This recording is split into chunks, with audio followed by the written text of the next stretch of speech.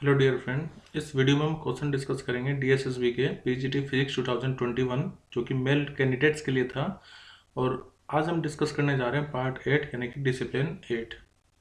Discipline 8 का first question है, which of the following pair of physical quantity don't have the same dimension formula. मतलब जिसका same नहीं होगा उसका हमें आंसर चूज करना है। तो देखो, ये इस तरह के क्वेश्चन बहुत पूछे जाते हैं, चाहे कोई भी एग्जाम्स हो, 11th 12th 11th का या फिर केवीएस एनवीएस कुछ भी हो। आप देखे होंगे, अगर आप भी प्रैक्टिस कर रहे होंगे प्रीवियस ईयर की, तो ये क्वेश्चन जरूर पूछे जाते हैं।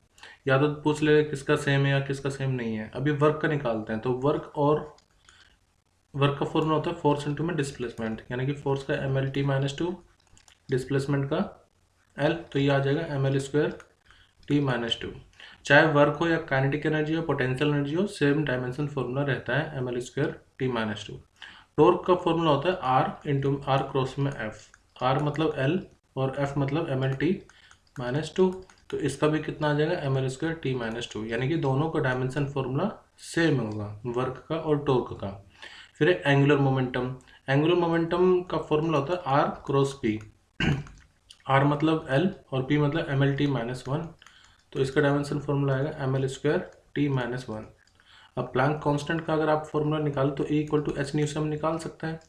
देखो, एच को हम लिख सकते हैं E अपॉन में फ्रीक्वेंसी या फिर E इंटू में टाइम। एनर्जी का कितना होता है, M L square T minus two और टाइम का टी, तो ये हो जाएगा M L square T minus one. तो M L square T minus one angular momentum का भी होगा, प्लैंक कांस्टेंट का भी होगा, दोनों का सेम डायमेंशन फॉर्मूला होगा। नेक्स्ट है टेंशन। टेंशन एक तरह की फोर्स की होती है जो स्ट्रिंग में लगती है, तो फोर्स है, तो फोर्स का dimension formula M L square T minus two होता है। लेकिन सरफेस टेंशन का आपने फॉर्मूला पढ़ा होगा, फोर्स पर यूनिट परपेंडिकुलर लेंथ। तो फोर्स का M L square T minus two और sorry M L T minus two और एल, तो एल से एल जाएगा तो एम टी माइनस टू बचेगा यहाँ पर। तो आप देखो, टेंशन और सरफेस टेंशन का डायमेंशन फॉर्मूला सेम नहीं होता है, वही हमारा आंसर भी होगा। इम्पल्स और लीनियर मोमेंटम। देखो, इम्पल्स क्या होता है, इम्पल्स होता है चेंज इन मोमेंटम, यानी कि P final minus P initial. अब दोनों फिजिकल क्वांटिटी जिसका आप डिफरेंस ले रहे हो, यानी कि मोमेंटम, उसका डायमेंशन फॉर्मूला वही होगा जो इसका डिफरेंस लेकर के आ रही है क्वांटिटी, यानी कि इम्पल्स। तो इम्पल्स और मोमेंटम का भी डायमेंशन फॉर्मूला सेम रहेगा। क्या रहेगा, एम एल टी हाँ, देखो, P इक्वल टू होता है, मोमेंटम इक्वल टू होता है मास इंटू में वेलोसिटी। तो M L T minus one, यही डायमेंशन फॉर्मूला इम्पल्स का भी रहेगा और लीनियर मोमेंटम का भी यही डायमेंशन फॉर्मूला रहेगा। आपको मैं एडवाइस देना चाहता हूँ कि जो भी आप देख रहे हो ना सेम है, उन सबका आप एक साथ लिख लो। जैसे वर्क और टॉर्क का, एंगुलर मोमेंटम प्लैंक कांस्टेंट का सेम होता है, इम्पल्स और लीनियर मोमेंटम का सेम होता है, ताकि आगे क्वेश्चन आए तो आपको कम टाइम में आप कर सको। वैसे तो डायरेक्टली आप देख सकते थे, टेंशन और सरफेस टेंशन दोनों का फॉर्मूला बहुत डिफरेंट होता है, तो उससे भी आप आंसर मार्क कर सकते थे सही। नेक्स्ट फैक्चुअल क्वेश्चन है, dash is an example of organic polymer semiconductor. तो इसमें आएगा पॉलीथाइफिन। नेक्स्ट है, which is not a scalar quantity. अब आप बहुत अच्छे से जानते हो स्केलर क्वांटिटी क्या होती हैं, जिसमें सिर्फ मैग्नीट्यूड होगा, डायरेक्शन नहीं होगी, और वो vector law of triangle of vector addition को फॉलो नहीं करता। तो momentum P equal to mass into velocity होता है, तो वेलोसिटी खुद एक वेक्टर क्वांटिटी, तो मोमेंटम भी एक वेक्टर क्वांटिटी होगी, तो यही हमारा आंसर भी हो जाएगा। बाकी टाइम, वॉल्यूम, डेंसिटी, ये सब स्केलर क्वांटिटी है। नेक्स्ट क्वेश्चन है, which is an example of centrifugal पूछा है, सेंट्रीफ्यूगल फोर्स। देखो, मैं सेंट्रीपिटल और सेंट्रीफ्यूगल में पहले डिफरेंस बता देता हूँ, उसके बाद आंसर मार्क करेंगे।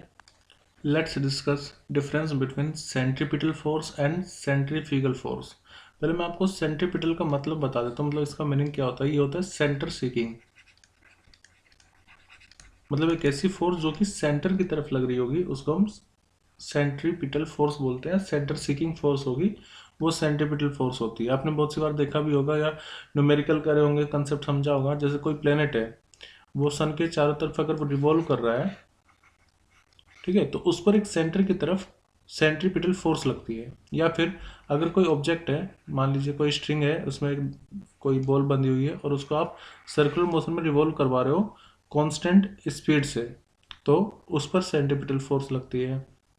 या कोई ऑब्जेक्ट सर्कुलर मोशन में रिवॉल्व कर रहा है कांस्टेंट स्पीड से, तो उस पर भी सेंटर की तरफ एक सेंट्रीपिटल फोर्स लगती है। यानी कि it is a real force which is exerted on the body by the external agency like gravitation force या टेंशन जो मैंने आपको बताया, फिर नॉर्मल फोर्स। जबकि सेंट्रीफ्यूगल फोर्स एक स्यूडो फोर्स है, मतलब कि एक इमेजिनरी फोर्स कह सकते हैं, फिक्सिस फोर्स कह सकते हैं, which can not arise from the gravitational force या टेंशन और नॉर्मल फोर्स। मतलब जरूरी नहीं कि ग्रेविटेशन फोर्स या टेंशन फोर्स या नॉर्मल फोर्स से आएगी। दूसरा सेंट्रीपिटल फोर्स जो होती है वो बोथ इनर्शियल और नॉन इनर्शियल फ्रेम में एक्ट करती है। इनर्शियल मतलब जहाँ पर स्पीड कांस्टेंट होगी, नॉन इनर्शियल मतलब जहाँ पर कुछ ना कुछ एक्सेलरेशन होगा, वेलोसिटी वेरिएबल हो रही होगी। It acts toward the axis of rotation. देखो सेंट्रीपिटल फोर्स हमेशा सेंटर की तरफ होता है, toward the axis of rotation, और act only in rotating frame. Centrifugal force rotating frame में, यानी कि जब फ्रेम कंप्लीटली मूव कर रहा हो, जब फ्रेम की खुद की कुछ ना कुछ वेरिएबल स्पीड हो, तब सेंट्रीफ्यूगल फोर्स उसमें एक्ट करेगी। It acts outward from the axis of rotation और radially outward from the centre of this circular motion. ये मेन डिफरेंस आपको ध्यान रखना है सेंट्रीपिटल और सेंट्रीफ्यूगल में। सेंट्रीपिटल सेंटर की तरफ होगी, सेंटर सीकिंग होगी। सेंट्रीफ्यूगल फोर्स सेंटर से बाहर की तरफ होगी, आउटवर्ड होगी। जैसे मान लीजिए कोई बच्चा है और इस ने एक बॉल बांधी हुई है स्ट्रिंग से, तो इस पर जो फोर्स होगी, रोटेट कर रही है, इस पर जो फोर्स होगी बाहर की तरफ, वो सेंट्रीफ्यूगल फोर्स होगी। जैसे कोई कार है, उस पर जो बाहर की तरफ सेंट्रीफ्यूगल फोर्स होगी, रोटेट कर रही है इसमें, वो सेंट्रीफ्यूगल फोर्स होगी। ठीक है, आप इन दोनों फिगर में देखो, सेंट्रीपिटल फोर्स सेंटर की तरफ है, सेंटर सीकिंग फोर्स है, जबकि सेंट्रीफ्यूगल फोर्स बाहर की तरफ होगी, और ये एक स्यूडो फोर्स या फिक्सिस फोर्स है जो कि नॉन इनर्शियल फ्रेम में एक्ट करती है। फॉर्मूला अगर आप देखो तो फॉर्मूला का दोनों का ही फॉर्मूला सेम रहेगा, एम ओमेगा स्क्वायर आर या फिर M B square upon R, इसका भी सेम रहेगा, लेकिन डायरेक्शन दोनों की एक दूसरे के अपोजिट होगी। ये एक रियल फोर्स है जिसका रियल इफेक्ट आपको देखने को मिलता है, जैसे स्ट्रिंग में या फिर प्लेनेट पर जब ग्रेविटेशन फोर्स एक्ट कर रही होती है सेंटर की तरफ, तो उसकी वजह से मोशन होता है, तो रियल इफेक्ट होता है। जबकि ये एक स्यूडो फोर्स है बट हैज रियल इफेक्ट, यानी कि एक इमेजिनरी फोर्स होगी। जैसे मैं आपको एक एग्जांपल बताता हूँ सेंट्रीफ्यूगल फोर्स का। मान लो कोई कार है या ट्रेन है, उसमें आपने एक धागा इस तरह से लटकाया हुआ है, एक पेंडुलम है, ठीक है। अगर ये कांस्टेंट स्पीड से चल रही होगी तब तो ये इसी तरह से लटका रहेगा, लेकिन जैसे इसमें एक्सेलेरेशन आएगा, डी एक्सेलेरेशन आएगा, तो आप देखोगे स्ट्रिंग भी इधर या उधर चलने लगेगी। मतलब इसके जिस फ्रेम में ये है, अगर वो एक्सेलरेट करता है तब इस पर एक फोर्स एक्ट करेगी जो कि सेंट्रीफ्यूगल फोर्स होगी, स्यूडो फोर्स होगी। इमेज इस पर हम डायरेक्टली फोर्स नहीं लगा रहे हैं, फोर्स तो मतलब एक्सेलेरेशन आया इस कार में, ट्रेन में, जो भी व्हीकल है, लेकिन उसकी वजह से इस पर एक फोर्स लग रही है, वही स्यूडो फोर्स है। और नेक्स्ट है origin of centripetal force is interaction between two object. मतलब जैसे आप अगर सन और प्लेनेट को देखो तो इन दोनों के बीच में जो इंटरेक्शन होता है उसकी वजह से यहाँ पर सेंट्रीपिटल फोर्स आ रही है। जबकि origin of centrifugal force is inertia, यहाँ पर क्या हो, इनर्शिया की वजह से। जैसे ये पेंडुलम अपने इनर्शिया की वजह से यहीं पर रहना चाहेगा, लेकिन जब ये बस आगे जाएगी तो बस पर फोर्स लगने की वजह से, अब इसमें तो इनर्शिया ये चाहेगा कि यहीं पर रहे, लेकिन बस इसको आगे की तरफ ले जाएगी शुरुआत में, या फिर पीछे की तरफ लग जाएगी। वो डिपेंड करता है कि एक्सीलरेट हो रही है, डी एक्सीलरेट हो रही है, बट होता किसकी वजह से, ये इनर्शिया की वजह से। And it does not arise from the interaction. इन बस का और इसका डायरेक्टली इंटरेक्शन नहीं हो रहा है, लेकिन फिर भी इस पर एक स्यूडो फोर्स लग रही है। In inertial frame centripetal force has to be included when the free force. देखो जब आप फ्री बॉडी डायग्राम बनाते हो तो हमेशा आपको सेंट्रीपिटल फोर्स रिप्रेजेंट करनी पड़ेगी। इसमें in inertial frame there is no centrifugal force, मतलब कि अगर मान लीजिए कोई भी एक्सेलरेशन नहीं है फ्रेम में, तब तो कोई भी सेंट्रीफ्यूगल फोर्स नहीं होगी। लेकिन अगर कोई रोटेटिंग फ्रेम है, एक्सीलरेटेड फ्रेम है, तब आपको दोनों फोर्स को, सेंट्रीपिटल फोर्स और सेंट्रीफ्यूगल फोर्स को कंसीडर करना पड़ेगा फ्री बॉडी डायग्राम में। आई होप कि इससे आपको थोड़ा क्लियर हो चुका होगा कि सेंट्रीपिटल फोर्स और सेंट्रीफ्यूगल फोर्स में क्या डिफरेंस है। अब इस पर बेस्ड क्वेश्चन कर लेते हैं। तो देखो ये क्वेश्चन है, which is example of centrifugal force. कौन सा एक सेंट्रीफ्यूगल फोर्स का एग्जाम्पल है। पहला है a stone tied to one end of the string. तो यहाँ पर एक स्ट्रिंग ले लेते हैं, is being rotated in a circle, और इसको हम रोटेट कर रहे हैं सर्कल में। The stone itself exert an equal and opposite force on the hand holding the string. मान लो यहाँ पर किसी बच्चे ने इसको पकड़ा हुआ है, तो ये कह रहा है कि जो ये ऑब्जेक्ट होगा, ये इसके हाथ पर, जो भी बच्चे ने इसको पकड़ा हुआ है, इसके हाथ पर एक इस तरफ फोर्स लगाएगा, यानी कि बाहर की तरफ एक फोर्स लगा रहा होगा। तो क्या ये सेंट्रीफ्यूगल फोर्स का एग्जांपल है। तो देखो मैंने आपको बताया था कि सेंट्रीफ्यूगल फोर्स बाहर की तरफ होगी। अब जो ये पत्थर है, जो भी ऑब्जेक्ट है, ये इस पर फोर्स इस तरफ लगा रहा है, बाहर की तरफ। ये रोटेट तो ऐसे कर रहा है, लेकिन फोर्स हाथ पर इस तरफ लगेगी। तो ये सेंट्रीफ्यूगल फोर्स का एक एग्जाम्पल हो गया, क्योंकि ये जो फोर्स लग रही है हाथ पर, वो बाहर की तरफ लग रही है, आउट ऑफ द सर्कल लग रही है। तो ये हमारा सही आंसर हो जाएगा। बट बाकी ऑप्शन डिस्कस कर लेते हैं।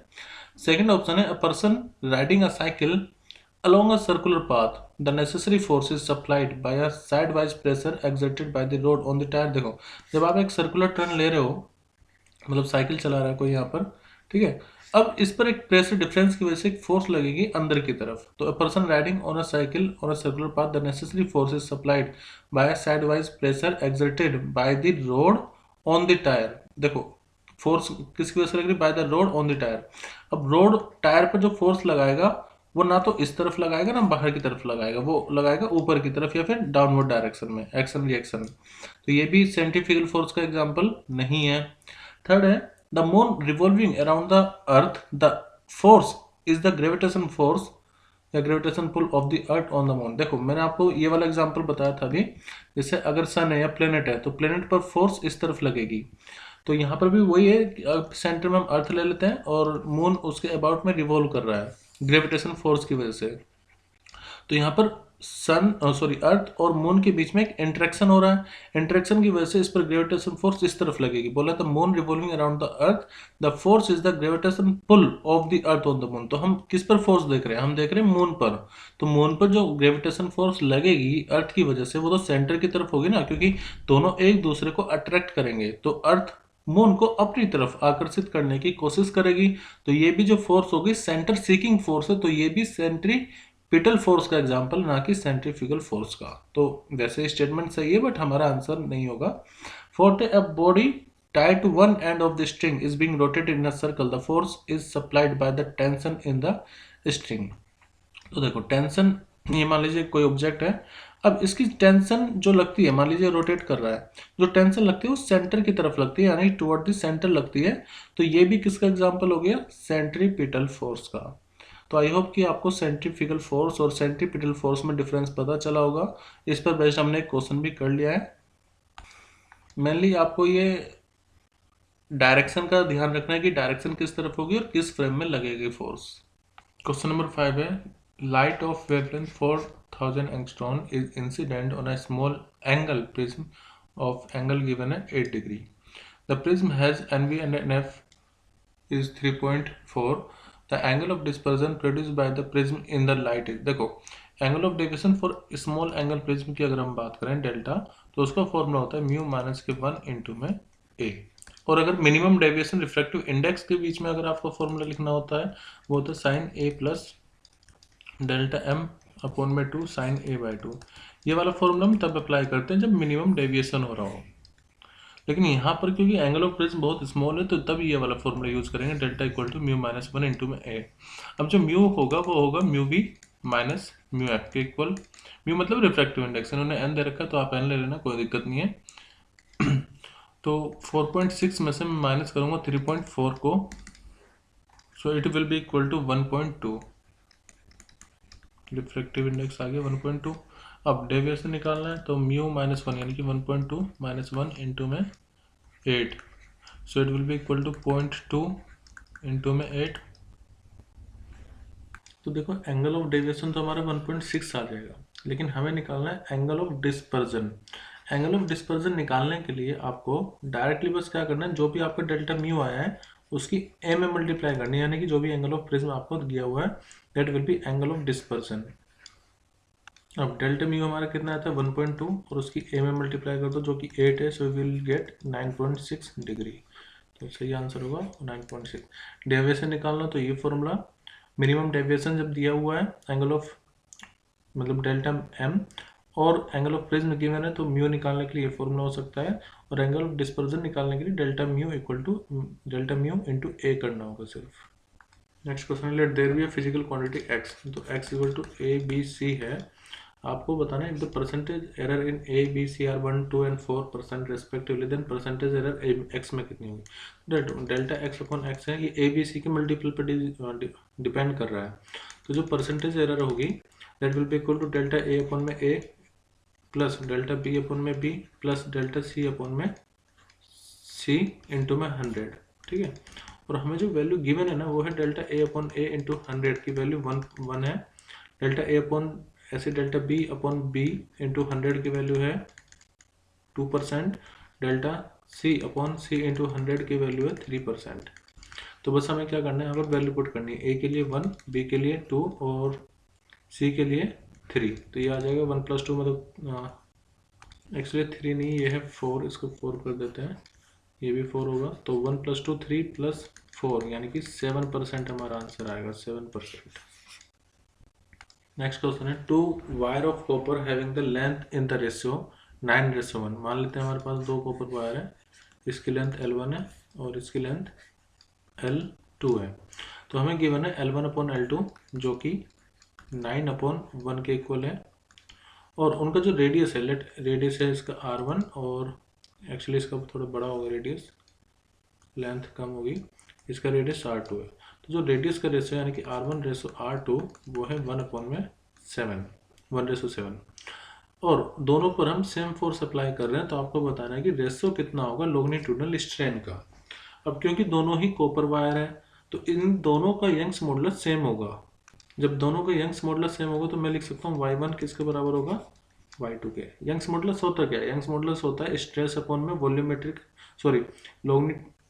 स्ट्रेस अपॉन में लोंगिट्यूडनल स्ट्रेन, यानी कि स्ट्रेस अपॉन में लोंगिट्यूडनल स्ट्रेन। तो मैं स्ट्रेन लिख लेता हूँ यहाँ पर, तो हो जाएगी फर्स्ट वायर में स्ट्रेन और यहाँ पर आएगा स्ट्रेस अपॉन में स्ट्रेन सेकेंड वायर की।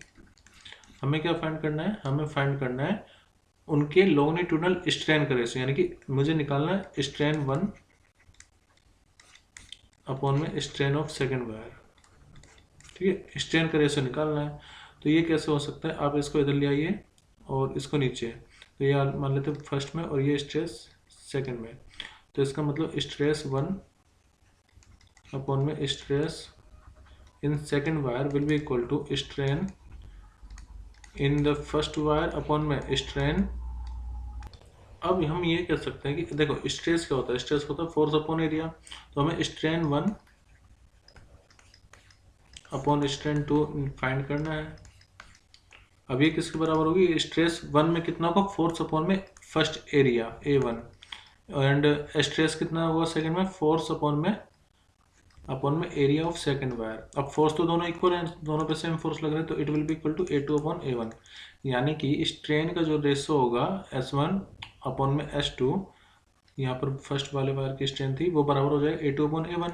और एरिया को आप लिख सकते हैं πr², क्रॉस सेक्शन एरिया में लेते हैं तो πr2 का स्क्वायर अपॉन में πr1 का स्क्वायर। ये हो गया strain in the first wire upon में strain in the second wire. Pi से पाई कैंसिल हो जाएगा, तो ये आ जाएगा R2 अपॉन में R1 का स्क्वायर। अब देखो हमारे पास R1/R2 कितना है, 1/7, तो R2/R1 कितना हो जाएगा, 7/1, तो R2/R1 मतलब ये आ जाएगा 7/1 और उसका स्क्वायर। तो strain in first wire upon strain in second wire. अब रेशो चाहिए तो 7 से 49 और रेशो लोगे 49:1 आ जाएगा, S1:S2, तो हमारा आंसर आएगा 49:1। मतलब आप बस ये देख लो कि स्ट्रेन रेडियस पर कैसे डिपेंड कर रहा है, तो स्ट्रेन रेडियस के स्क्वायर पर डिपेंड करेगा। और ये यूनिवर्सल ट्रूथ नहीं है, ऐसा नहीं है कि हमेशा ही होगा, ये तब के लिए है जब दोनों पर सेम फोर्स लग रही हो, दोनों ही सेम वायर हो, दोनों का यंग्स मॉडुलस सेम है, तब के लिए हम कह सकते हैं स्ट्रेन रेडियस के स्क्वायर पर डिपेंड करेगी। क्वेश्चन नंबर 8 है the correct value of mass of proton और वो भी किलोग्राम में पूछा है, तो इसकी वैल्यू होती है 1.67 10⁻27 किलोग्राम। नेक्स्ट क्वेश्चन है थ्रेशोल्ड वोल्टेज कितनी होती है जर्मेनियम डायोड की, सो इट विल बी 0.2 वोल्ट। ये फैक्चुअल क्वेश्चन है, इसमें एक्सप्लेन में कुछ नहीं कर पाऊंगा ज़्यादा, आपको ये फैक्ट याद रखने होंगे। नेक्स्ट क्वेश्चन है the actual relation between atomic mass unit and kilogram, मतलब एमयू और किलोग्राम में क्या रिलेशन होता है, तो 1 एटॉमिक मास यूनिट होता है 1.66 × 10⁻27 किलोग्राम। नेक्स्ट क्वेश्चन है what will be the reaction when two soap bubble of different radii are in communication with each other. तो मैं मान लेता हूँ हमारे पास एक छोटा बबल है और एक बड़ा बबल है, अब दोनों एक दूसरे के साथ कम्युनिकेट कर रहे हैं, मतलब आपस में मिल रहे हैं। तो लेट इसका रेडियस है R1 और इसका रेडियस है R2। अगर मैं इनके एक्सिस प्रेशर की बात करूँ तो फॉर्मूला होता है बबल का सोप बबल है तो 4s अपॉन आर होगा, 4s अपॉन में r1 और इसका हो जाएगा P2 equal to 4s upon में r2। अब आप ये देखो जिसका रेडियस कम होगा, मतलब प्रेशर इन्वर्सली रेडियस पर डिपेंड कर रहा है, तो जिसका रेडियस कम होगा उसका प्रेशर ज़्यादा होगा।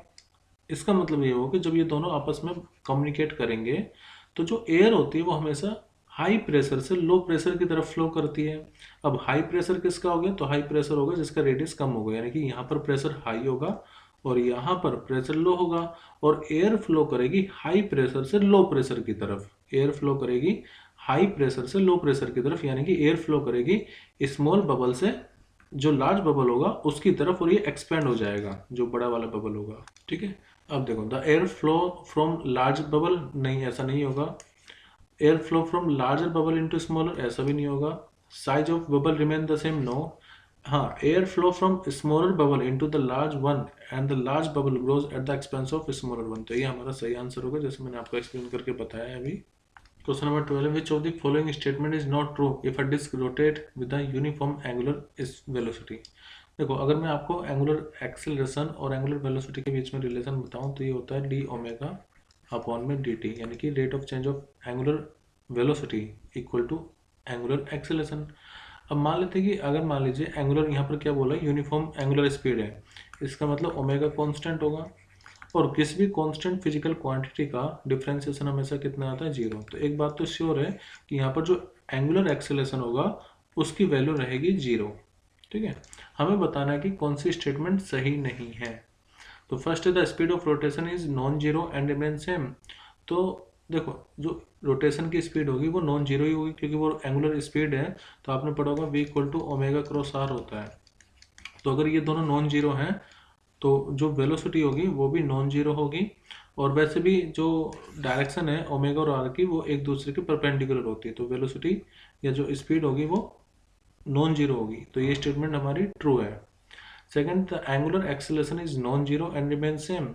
क्या एंगुलर एक्सेलरेशन नॉन जीरो होगा, तो मैंने आपको बताया एंगुलर एक्सेलरेशन जीरो होगा क्योंकि यूनिफॉर्म एंगुलर स्पीड है, तो ये स्टेटमेंट हमारी फॉल्स हो गई। जब ये स्टेटमेंट फॉल्स हो गई तो यही हमारा आंसर भी होगा। The orientation of axis of rotation remain the same, of course जो एक्सिस ऑफ रोटेशन होगा, एक्सिस ऑफ रोटेशन वो हमेशा सेम रहेगी ओरिएंटेशन उसका। The speed of rotation is zero and remain same. वैसे इसमें ये दोनों जो स्टेटमेंट है कॉन्ट्रडिक्ट कर रही है, इसमें लिखा है speed of rotation is zero, इसमें लिखा है speed of rotation is non zero. तो मुझे लगता है कि मतलब मैंने काफ़ी बुक्स में चेक किया है, तो इसकी जगह एक दूसरा ऑप्शन वहाँ पर रहता है the sense of rotation remain same. तो इसमें थोड़ी सी एरर मुझे लग रही है, प्रिंटिंग एरर। हाँ, ये एक ऑप्शन, मतलब ये भी एक ऑप्शन हो सकता था the sense of rotation remain same, जो कि एक ट्रू स्टेटमेंट होगी, बट यहाँ से मैंने आपको प्रूफ करके बता दिया है कि ये स्टेटमेंट क्यों फॉल्स है। नेक्स्ट है choose the most elastic material, इनमें से कौन सा सबसे ज़्यादा इलास्टिक मटेरियल होगा।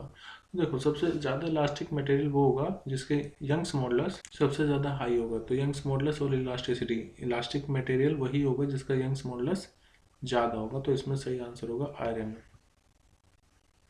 आपको पता है वुडन और ग्लास में ये इलास्टिक मटेरियल नहीं होंगे, कॉपर और आयरन में कंपेयर करो तो आयरन का यंग्स मॉडुलस ज़्यादा होता है कॉपर से। नेक्स्ट है which of the following we calculate the area obtain the force and displacement. देखो अगर आप फोर्स और डिस्प्लेसमेंट का एरिया निकालो, मतलब मान लो एरिया कैसा भी है, किसी भी तरह का हो सकता है, ट्रायंगल भी हो सकता है, जब भी आपको ये चेक करना है ना किसी ग्राफ से, ग्राफ के एरिया से कौन सी फिजिकल क्वांटिटी मिलेगी, तो बस आप क्या करो, जो वाई एक्सिस है, वाई एक्सिस पर जो क्वांटिटी है और जो एक्स एक्सिस पर क्वांटिटी है उन दोनों को मल्टीप्लाई कर लो। ठीक है, अब जब आप दोनों को मल्टीप्लाई करोगे तो आपको क्या मिलेगा, फोर्स इंटू में डिस्प्लेसमेंट। अब फोर्स इंटू डिस्प्लेसमेंट क्या होता है, वर्क। ठीक है, तो यहाँ पर आंसर क्या हो जाएगा, इम्पल्स मोमेंटम में टॉर्क ऑफ वर्क डन, तो वर्क डन आंसर होगा।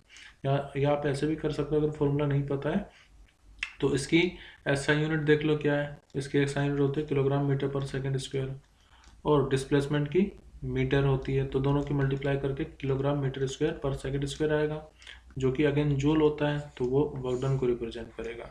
मतलब एरिया अगर आपको चेक करना है कि क्या फिजिकल क्वांटिटी एरिया को फाइंड करने से मिलेगी, तो बस जो भी एक्स क्वांटिटी है और जो भी वाई एक्सिस पर क्वांटिटी है उन दोनों को मल्टीप्लाई करके चेक कर लो।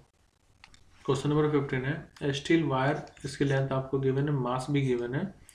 If the wire is under a tension of 25 Newton, what is the speed of transverse wave on the wire. देखो ट्रांसवर्स वेव की स्पीड अगर आपको निकालना है तो फॉर्मूला होता है टेंशन अपॉन में मास डेंसिटी या फिर लीनियर मास डेंसिटी बोलना चाहिए, इसको हम म्यू से डिनोट करते हैं। म्यू इक्वल टू होता है मास पर यूनिट लेंथ। एक्चुअली ये DSSB में सेकंड क्वेश्चन है जो कि सेम टॉपिक से कुछ सेम फॉर्मूला अप्लाई करके हम सोल्व कर पाएंगे। तो टेंशन कितना है, टेंशन है यहाँ पे 25 न्यूटन, और म्यू कितना है, मास पर यूनिट लेंथ। मास कितना है अपने पास 9 × 10⁻³ और देखो लेंथ आप यहाँ पे लिखोगे तो जाएगी ऊपर और ये हो जाएगी 0.361। जब आप इसको सोल्व करोगे तो यू विल गेट 31.67 मीटर पर सेकेंड। तो हमारा सही आंसर होगा ऑप्शन फर्स्ट। नेक्स्ट क्वेश्चन है what is the maximum time period of simple pendulum on earth. इस क्वेश्चन को 4 मार्क कर लो, बहुत सी बार कॉम्पिटिटिव एग्जाम्स में पूछा गया है, डायरेक्ट आंसर भी याद कर लेना और समझ भी लो। देखो टाइम पीरियड का फॉर्मूला होता है T = 2π√L/g। अगर हम अर्थ की बात करें तो इसमें हम जो लेंथ लेंगे वो मैक्सिमम जो लेंथ पॉसिबल होगी वो लेंगे रेडियस ऑफ अर्थ, जो कि 6400 किलोमीटर होती है, इंटू 10⁻³ से मल्टीप्लाई करो तो मीटर में आ जाएगी। जी की वैल्यू होती है 9.8 मीटर पर सेकेंड स्क्वायर। जब आप इसको सोल्व करोगे तो आएगा 84.6, एक्चुअली मिनट्स में आता है 84.6 मिनट, या फिर इसको आप 1/2 आवर्स भी लिख सकते हो। तो यहाँ per unit I think second ना हो करके मिनट होनी चाहिए, तो आंसर होगा 84.6 मिनट। नेक्स्ट क्वेश्चन है the semiconductor used for fabrication of visible LED मतलब light emitting diode must at least have a band gap of, मतलब कि LED का मिनिमम बैंड गैप कितना होना चाहिए। So it must be at least 1.8 electron volt. Next question है what is the SI unit of angular frequency of wave, यानी कि omega की एंगुलर फ्रीक्वेंसी की SI यूनिट क्या होती है। देखो ओमेगा का टाइम पीरियड का फॉर्मूला होता है 2π/T। तो अगर आप SI यूनिट निकालोगे ओमेगा की तो 2π मतलब एक तरह से आप एंगल मेजर कर रहे हो जिसकी यूनिट होती है रेडियन, अपन में टाइम मतलब सेकंड, तो SI यूनिट होगी इसकी रेडियन पर सेकंड। क्वेश्चन नंबर 19 है the minimum energy required to silicon to separate an electron at room temperature from the atom is approximately. तो फैक्चुअल क्वेश्चन आपको याद रखना होगा 0.05 इलेक्ट्रॉन वोल्ट। नेक्स्ट क्वेश्चन है 20 और इस सेक्शन का लास्ट क्वेश्चन होगा two parallel rail tracks run in north south direction. तो पहले अपना मान लेते हैं इधर नॉर्थ है और इधर साउथ है। On one track train A moves north with the speed of 84 km/h। तो यहाँ पर ट्रेन ए है जो कि नॉर्थ की तरफ जा रही है, यानी कि मान लेते हैं वो साउथ इंडिया से नॉर्थ इंडिया की तरफ कहीं उत्तराखंड या फिर जम्मू कश्मीर जा रही है, और इसकी स्पीड है ए, मान लेते हैं इसको 84 km/h। नेक्स्ट है ऑन द अदर ट्रैक, दूसरा एक और ट्रैक है यहाँ पर, train B move south with the speed of 130 km/h। Let कोई ट्रेन दिल्ली से जा रही है कन्याकुमारी और इसकी जो स्पीड है वो है 130 km/h। आपको बताना है कि ट्रेन ए की कितनी स्पीड होगी ट्रेन बी के रेस्पेक्ट में, यानी कि रिलेटिव वेलोसिटी पर बेस्ड ये क्वेश्चन है। और सेम क्वेश्चन DSSB का जो फीमेल कैंडिडेट्स के लिए क्वेश्चन पेपर था उसमें भी ऐसा ही क्वेश्चन पूछा गया था, वहाँ पर नॉर्थ साउथ की जगह ईस्ट वेस्ट दिया हुआ था, बस इतना फर्क था। अब देखो रिलेटिव वेलोसिटी का अगर आपको VA मतलब कि ए की बी के रेस्पेक्ट में निकालनी है तो फॉर्मूला होगा VA - VB, लेकिन मैं वेक्टर फॉर्म में निकालूंगा। तो मान लेते हैं कि ये हमारी एक्स एक्सिस, ये वाई एक्सिस। एक्स एक्सिस की वैसे जरूरत नहीं है, ऊपर की डायरेक्शन को मैं मानूंगा +j और नीचे की डायरेक्शन को मैं मानूंगा -j। ठीक है, वैसे तो डायरेक्टली अगर मैं बता दूं दोनों जब अपोजिट डायरेक्शन में जाती हैं रिलेटिव स्पीड निकालने के लिए आपको दोनों को ऐड करना चाहिए, बट इसको समझते हैं ऐसा क्यों। VA कितना होगा, VA जा रहा है ऊपर की तरफ, और आप ये देखो कि ऑप्शन में जो भी ऑप्शन है वो सब मीटर पर सेकंड में है। ठीक है, तो मीटर पर सेकंड में हम बाद में कन्वर्ट कर लेंगे, पहले हम km/h में फाइंड कर लेते हैं। तो ए की स्पीड है 84 km/h और इसकी डायरेक्शन में मैं एज्यूम कर रहा हूँ ऊपर की तरफ है ना, ये नॉर्थ की तरफ जा रही है तो j, फिर माइनस जो ट्रेन बी है वो जा रही है साउथ की तरफ, तो 130 km/h उसकी स्पीड है और डायरेक्शन उसकी नेगेटिव वाई एक्सिस में, तो मैं उसको -j लिखूंगा। अब ये हो जाएगा 84 माइनस प्लस 130 और ये आएगा j। ठीक है, तो ये आ जाएगा velocity of A with respect to B, लेकिन ये km/h में आएगा, इसको भी चेंज करेंगे हम। तो रिलेटिव स्पीड आएगी 214 किलोमीटर पर आवर, जो कि जे के डायरेक्शन में होगी। अगर आपको इसको चेंज करना है मीटर पर सेकंड में, तो बस आप क्या करो 5/18 से मल्टीप्लाई कर दो। So V A B will be equal to 60.1 metre per second, ये हमारा आंसर आ जाएगा। आई होप कि आपको ये समझ में आया होगा। मैं आशा करता हूँ कि जितने भी क्वेश्चन हमने यहाँ पर डिस्कस किए हैं वो सब आपको क्लियर होंगे। अगर किसी में भी कोई भी डाउट है तो कमेंट करके आप मुझे बता सकते हैं, और अगर आपको सभी क्वेश्चंस क्लियर हैं तो लाइक करके मुझे ज़रूर बताएं, ताकि मुझे क्लियर हो जाए कि आप सबको सब कुछ समझ आ चुका है। Thank you everyone, bye and take care.